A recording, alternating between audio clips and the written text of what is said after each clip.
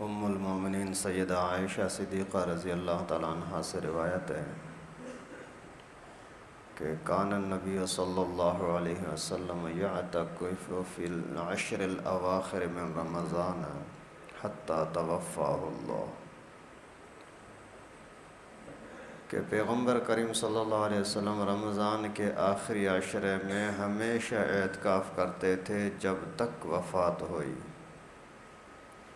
جب تک وفات ہوئی تب تک ہر سال رمضان کے آخری 10 دن رسول اللہ صلی اللہ علیہ وسلم اعتکاف فرماتے تھے، اور آخری رمضان کے اندر 20 دن اعتکاف فرمایا۔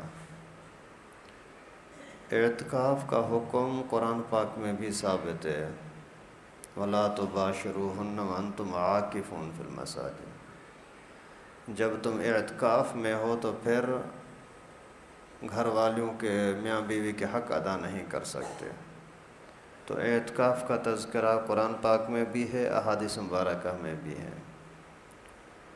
اعتکاف کے علماء نے قرآن، حدیث اور مختلف حدیثوں کو سامنے رکھ کر کے 3 قسمیں بیان فرمائی ہیں۔ ایک واجب ہے، ایک سنت ہے، ایک مستحب ہے۔ واجب کے لیے انسان کے اپنے اختیار میں ہے جتنے دنوں کا اعتکاف اپنے اوپر واجب کرے۔ مثال کے طور پر میں اس بیماری میں ہوں، اللہ تعالیٰ نے مجھے شفا دی تو میں 3 دن کا اعتکاف کروں گا، 5 دن کا اعتکاف کروں گا، 1 دن کا اعتکاف کروں گا۔ اب اس طرح سے اگر کوئی بھی منت مانی تو یہ اعتکاف واجب ہو جاتا ہے۔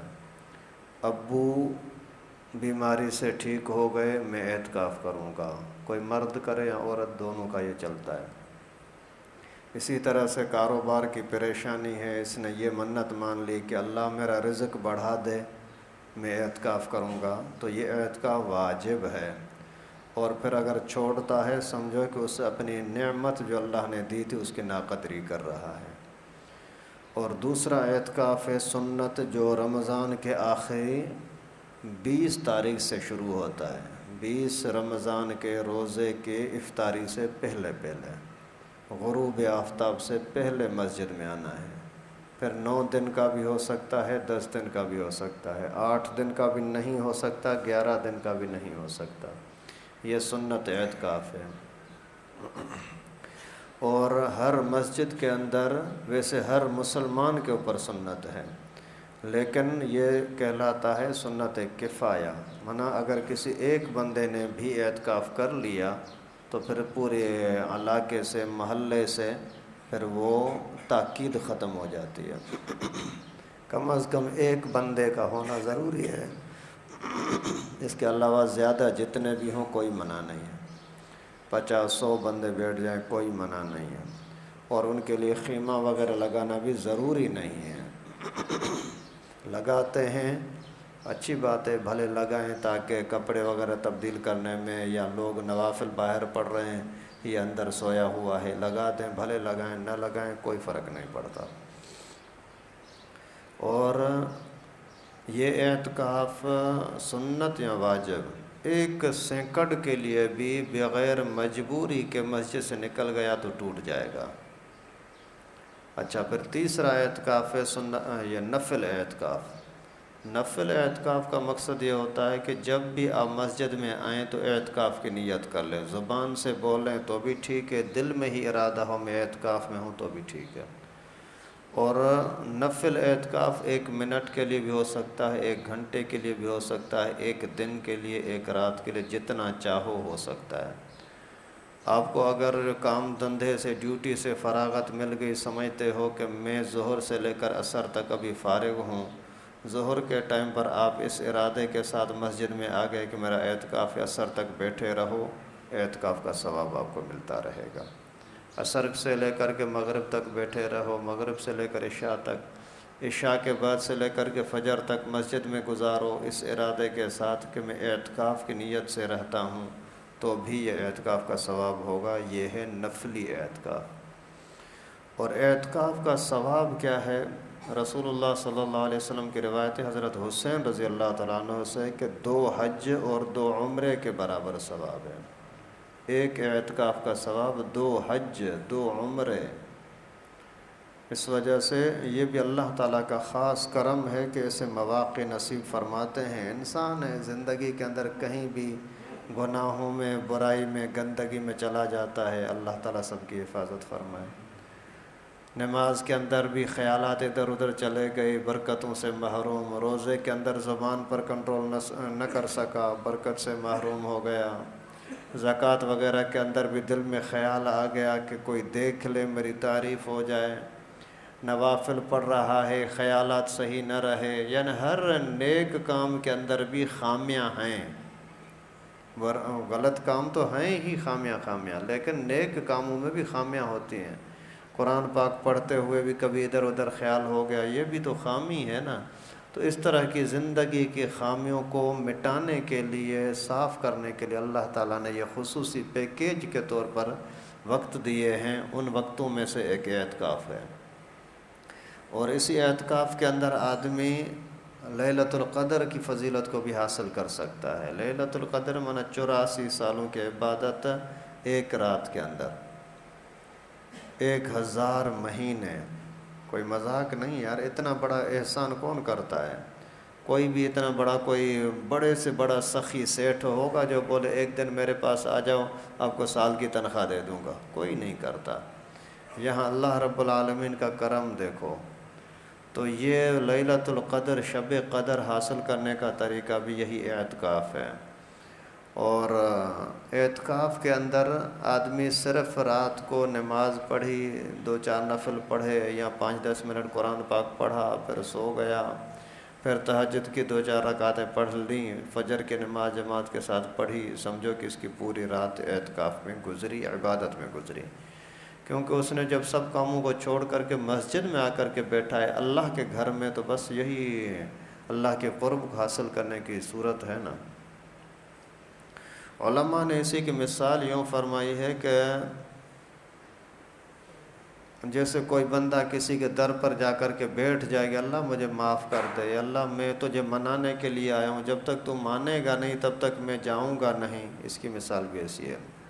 ویسے بھی آدمی اور دعائیں کر کے، نماز وغیرہ پڑھ کر کے اللہ تعالیٰ کو راضی کرتا ہے۔ اس کی مثال ایسے ہے جیسے کوئی بندہ کسی دوست کو، کسی استاد کو، والد صاحب کو منانے کے لیے خط لکھ دیتا ہے، پیغام بھیج دیتا ہے، کال کر لیتا ہے، ابو مجھے معاف کر دے، استاد جی مجھے معاف کر دے، استاد جی آپ ناراض نہ ہوں۔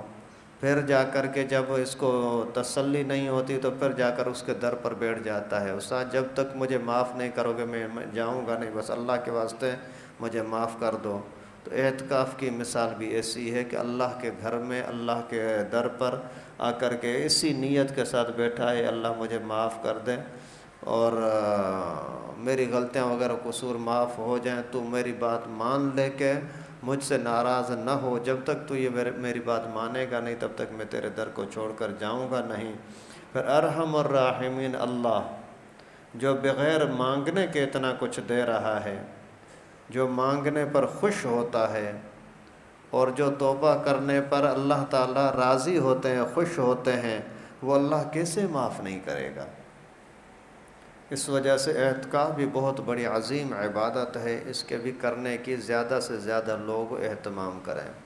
تمنا، خواہش تو میری بھی ہوتی ہے کہ میں آپ کو بولتا ہوں خود بھی تو کروں، لیکن میری مجبوری ہے، مجھے گاؤں جانا ہوتا ہے، عید کی نماز بھی وہاں پڑھانی ہے، اور وہاں قرآن پاک کے ختموں کے اندر پروگرامات وغیرہ ہوتے ہیں۔ تو خیر اس اعتکاف کو جو بندہ کر سکتا ہے ضرور کریں۔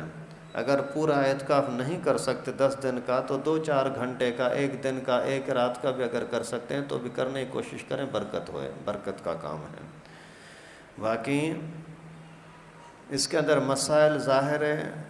جب اعتکاف ایک عبادت ہے تو عبادت کا پورا طریقہ پیغمبر کریم کے طریقے پر ہوگا، اپنی مرضی سے نہیں۔ افسوس ہوتا ہے ان لوگوں کے اوپر جو اس نیت کے ساتھ آتے ہیں کہ میں اللہ کو منانے کے لیے جا رہا ہوں، پھر یاروں سے باتیں کرتا ہے، لوگوں سے گپ شپ میں وقت گزارتا ہے۔ آپ تھوڑا سا خود اندازہ کریں، اگر آپ کا استاد آپ سے ناراض ہے، آپ استاد کو منانے کے لیے گئے ہیں، اگر وہاں 2-4 بندے بیٹھے ہوئے ہیں اور آپ آئے منانے کے لیے، تو آپ ذرا تصور کریں دوسروں کے ساتھ گپ شپ لگائیں گے؟ کبھی بھی نہیں، کبھی بھی نہیں۔ آدمی سوچ بھی نہیں سکتا کہ یار استاد کے سامنے میں کسی اور کے ساتھ کیسے ہنسی مذاق کروں۔ جب آپ مسجد میں آئے ہی اللہ کی رضا کے لیے ہیں، اللہ کو منانے کے لیے، اللہ تعالیٰ سامنے موجود ہیں، پھر دوسروں کے ساتھ گپیں لگا رہا ہے اور کچہری میں لگا ہوا، یہ کون سی عقل مندی ہے؟ یہ تو ایک طرح کا مذاق ہو گیا۔ اگر ادب کے ساتھ اعتکاف کر سکتے ہیں تو بسم اللہ کر لیں، نہیں کر سکتے تو نہ بیٹھنا اچھا ہے، ورنہ گناہ گار ہوں گے۔ آئے بھی صحیح، وقت بھی نکالا، سب کچھ کیا، اور ادب نہیں کیا اور سنت کے مطابق نہیں کیا، پھر فائدہ کیا؟ یہ تو الٹا بے ادبی ہو گئی نا۔ بے ادب بے نصیب، با ادب با نصیب۔ اور پھر گپ شپ لگانے پر خصوصاً پابندی، موبائل چلانے پر مکمل پابندی، اور باہر نکلنے کا تو تصور ہی نہیں ہے، نکلا تو اعتکاف گیا۔ پیشاب پخانے کے لیے، ضرورت کے لیے آدمی جا سکتا ہے، وضو کرنے کے لیے جا سکتا ہے، ویسے ہاتھ وغیرہ دھونے کے لیے وضو خانے پر چلے جانا جائز نہیں ہے، مسجد سے باہر قدم رکھنا جائز نہیں ہے۔ ہاتھ وغیرہ دھونے کے لیے بھی اگر مسجد میں پاؤں رہیں اور نلکے پر ہاتھ پہنچتا ہے دھو لیں، بھلے دھو لیں، نہیں تو برتن مسجد میں منگا کر کے اس میں ہاتھ دھو کر کے اور برتن باہر بھیج دیں۔ نہانے کی بھی اعتکاف کے اندر اجازت نہیں ہے، بھلے کتنی بھی گرمی ہو۔ اگر گرمی کی وجہ سے، پسینہ کی وجہ سے بدبو ہو رہی ہے تو گھیلا کپڑا منگا کر کے اسی سے اپنے آپ کے جسم کو صاف کریں۔ ویسے ہی اس طریقے سے پانی جسم پر لگائیں بھلے، تاکہ مسجد بھی خراب نہ ہو اور مسجد سے نکلنے کی بھی ضرورت پیش نہ آئے، اور اس طرح سے کرنے کی اجازت ہے۔ خوشبو جتنی زیادہ لگا سکتے ہیں لگائیں، کپڑے وغیرہ تبدیل کریں، لیکن کوئی ایک منٹ بھی آپ کا ایسا نہ ہو کہ آپ کا توجہ اللہ تعالیٰ سے ہٹ کر کے لوگوں کی طرف چلی جائے۔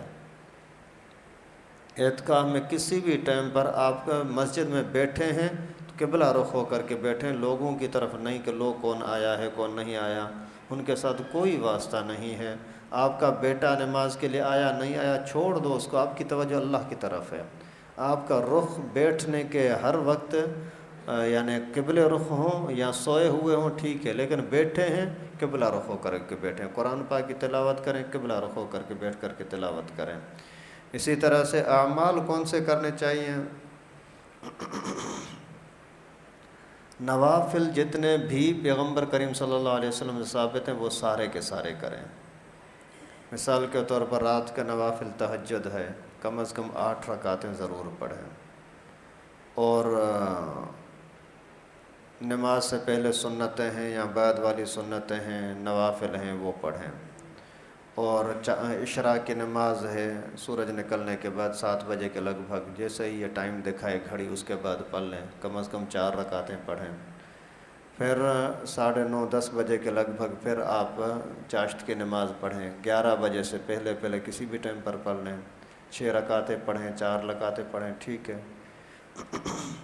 اور ظہر کے بعد پھر کوشش کریں کہ صلاۃ التسبیح پڑھیں، رات کو پڑھ سکتے ہیں تو ٹھیک ہے، نہیں تو صلاۃ التسبیح ظہر کے بعد پڑھ لیں، وہ بھی 4 رکعتیں، کئی دفعہ آپ کو طریقہ بتایا ہے، اگر نہیں آتا تو بھلے پوچھ لیں۔ اور پھر عصر سے پہلے والی 4 رکعتیں یہ بھی ضرور پڑھیں۔ جب بھی وضو کریں تو وضو کرنے کے بعد جیسے مسجد میں آئے تو تحیۃ الوضو 2 رکعت الگ، تحیۃ المسجد 2 رکعت الگ، وہ بھی پڑھنے کی کوشش کریں۔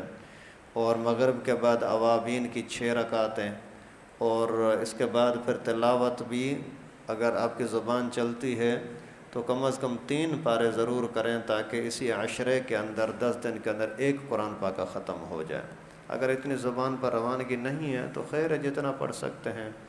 خیر یہ چیزیں وہ ہیں جو صرف ترغیب دلانے والی، شوق دلانے والی ہیں، ورنہ انسان کا جذبہ ایسا ہونا چاہیے کہ ہر وقت اپنے آپ کو مصروف رکھے، کوئی بتائے نہ بتائے، خود ہی اپنی زبان سے جیسے سمجھ میں آئے بس اللہ اللہ کرتے رہو۔ وہ ایک واقعہ آتا ہے کہ حضرت موسیٰ علیہ السلام کے زمانے میں کوئی بندہ تھا، کہہ رہا ہے کہ پتہ نہیں اللہ تعالیٰ کو کسی نے نہلایا ہوگا نہیں ہوگا، تیل لگایا ہوگا نہیں ہوگا، سرما لگایا ہوگا نہیں ہوگا۔ اللہ کے نبی ناراض ہو، غصہ ہو گئے، ارے چریا یہ کیا کر رہا ہے؟ تو اللہ رب العالمین نے فرمایا کہ یہ اپنی عقل کے حساب سے محبت کر رہا ہے، بے ادبی نہیں کر رہا ہے، میں نے اسی کو ان پاکیزہ لفظوں کی وجہ سے معاف کر دیا۔ تو آپ جس زبان میں آئے، جس انداز میں آئے، بس اللہ تعالیٰ کو منانے کی کوشش کریں۔ تو خیر ان چیزوں کا بہت زیادہ خیال کریں، ادب احترام، ذکر اذکار زیادہ سے زیادہ کریں، اور یعنی جو بھی کلمے ہیں، 6 کلمے ہیں، یہ بار بار پڑھتے رہیں، یا سبحان اللہ و بحمدہ سبحان اللہ العظیم، بہت عظمت والا کلمہ ہے، لا حول ولا قوت الا باللہ بڑی عظمت والا ہے، حسبنا اللہ و نعم الوکیل نعم المولا و نعم النصیر، استغفر اللہ ربی من کل ذنب و اتوب الیہ، یا پھر 5واں کلمہ پورا کا پورا استغفار۔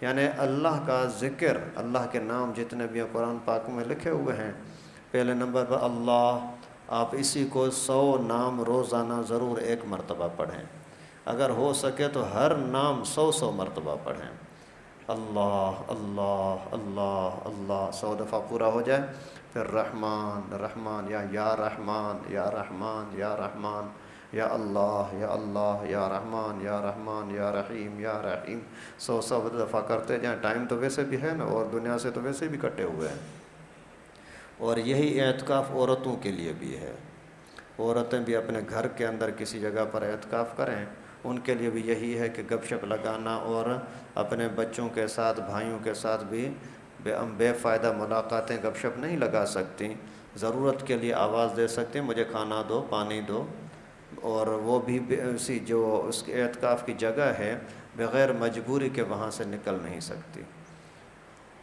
اللہ تعالیٰ سے دعا ہے کہ اللہ رب العالمین ہم سب کو سارے دینی اعمال، سنت کے اعمال سنت کے مطابق کرنے کی توفیق نصیب فرمائے۔